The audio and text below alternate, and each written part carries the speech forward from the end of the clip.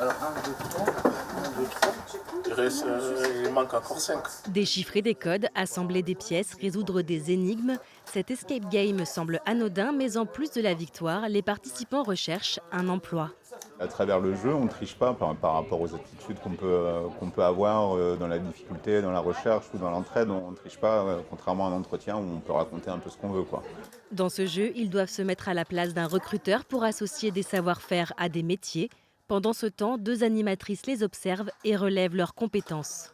Notre objectif, c'est d'apprendre aux gens à mieux se connaître et par là aussi à mieux se vendre, à mieux se défendre lors d'un entretien. Et puis dans le jeu, elles coopèrent toutes ensemble malgré leurs différences et du coup, c'est là que sautent aux yeux leurs qualités, leurs points forts. 50 personnes ont participé à l'événement organisé par le transporteur Transdev et la compagnie de bus rochelaise Yellow.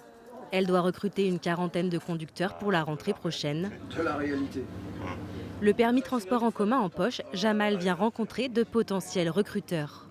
Ça permet de prendre connaissance du métier, de ses contraintes, parce qu'il ne faut pas se le cacher, il y en a, et puis voilà, et de les appréhender. Le transporteur a déjà organisé une quinzaine d'événements comme celui-ci en Nouvelle-Aquitaine. Alors que les besoins augmentent, il veut aussi cibler les candidats en reconversion professionnelle. On leur dit, vous venez sans CV, peu importe votre passé professionnel, même si vous n'en avez pas, c'est pas grave.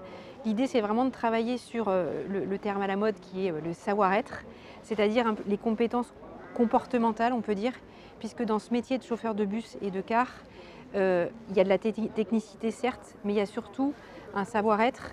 En moyenne, la moitié des participants poursuit le processus de recrutement et un quart trouve un emploi dans l'entreprise.